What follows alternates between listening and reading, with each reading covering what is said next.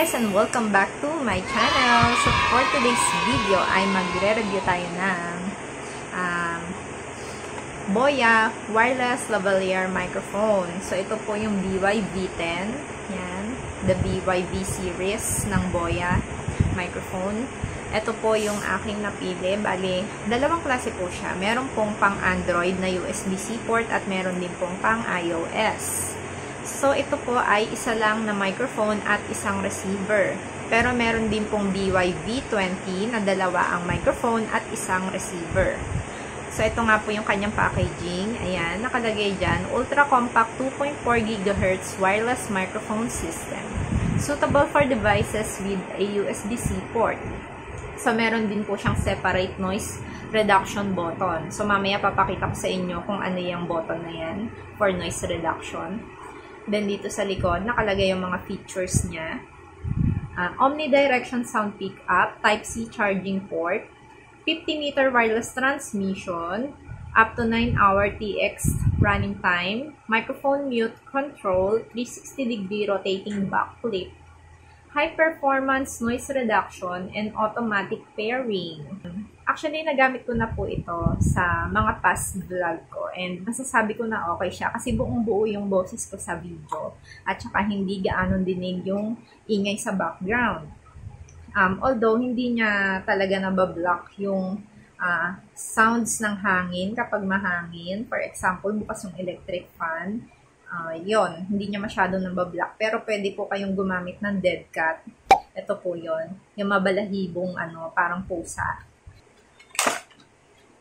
So, ito po yung nilalaman niya. Meron din po siyang manual. So, guys, I'm not sure kung ito po ay compatible sa lahat ng devices. Pero, ang cellphone ko po ay Realme 5 Pro. So, ito pong receiver, kapag kinabit nyo, hindi po basta-basta lalabas ang notification na ito po ay nakakonect na. So, ang gagawin nyo po ay pupunta kayo sa settings. Tapos, punta po kayo na additional settings and then OTG connection. So, pagka-on nyo ng OTG connection, mag-iilaw na po siya ng blue. Nagbi-blink-blink po siya na kulay blue ang ilaw. Ibig sabihin, waiting to connect po siya. So, ikakabit ko na po ito. So, ayan guys, naikabit ko na po yung receiver. So, hindi pa po nagana yung mic kasi hindi ko pa siya ino-on. So, dalawa yung button niya. Isang black at isang blue. So, yung black, ito yung on and off. Ito namang blue, ito yung separate noise reduction button. So, i-on na po natin siya. Long press. Yan. So, nag-steady na po siyang blue. At nag-steady na rin po na blue yung sa receiver. So, ganito na po yung maririnig yung quality ng boses ko habang gamit itong microphone. So, tignan natin yung versus sa hindi ko gamit ito. Hello, hello! Naka-off na po yung microphone. Hello, hello! Ito yung maririnig nyo. Medyo maingay ba?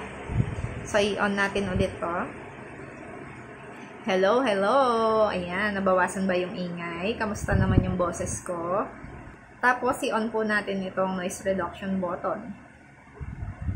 So, ayan. Pag in-on nyo po siya, green po ang kulay ng ilaw na lalabas. Hello, hello!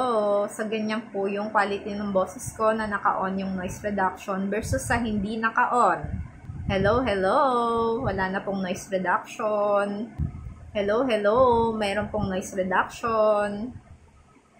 Hello, hello! Hindi ko na po gamit ang Boya. Hello, hello! Gamit ko na po ulit itong Boya microphone. So, guys, diba, makikita nyo yung pinagkaiba. Talagang mas buo yung boses ko dito. Yan po yung na-observe ko sa mga past vlog ko. Ang hindi ko lang po nagustuhan dito, yung sinasabi na 50-meter na box. Basta yung kapag lumayo ka, makakakonect pa rin siya sa receiver. Kasi tinry ko po ito na lumayo ako. Gamit ko po ito. Humihina din po yung boses ko. So, hindi po siya totoo, no? Na maganda po siya habang lumalayo ka. In my experience, okay lang siya yung malapitan.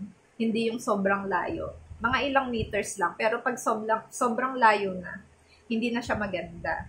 But anyway, kung ganito lang naman yung mga klase ng vlog nyo na For example, ito lang, magre-review lang kayo, nasa harap lang kayo ng camera, o kaya magla-live broadcast lang kayo.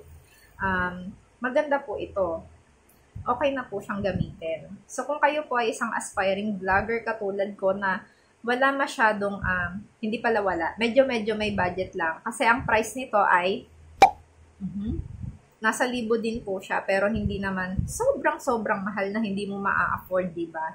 So, kung medyo may budget ka, why not? Maganda po ito. Kaysa po sa past lavalier, wireless lavalier microphone na nabili ko noon, hindi po siya worth it. Sa halagang ano lang po siya nabili, 200 plus ba? Kasi naka-sale siya. Pero ang pangit ng microphone na yun. Kasi nagpi-feedback siya at talagang hindi buo ang boses. Ang ingay pa rin ng background. At dinig na dinig pa rin yung hangin sa background.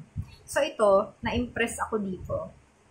Yun lang guys. Maraming salamat at sana nakatulong sa inyo itong review ko ng Boya BY-V10. Yan, maraming salamat. Sana nakatulong to sa inyo. At kung kayo po ay katulad ko na beginner sa pagbablog, ano ba yan? Pilipit pa yung bra ko. Sorry. Ayan. Don't forget to like and subscribe to my channel. Thank you guys. Take care and God bless.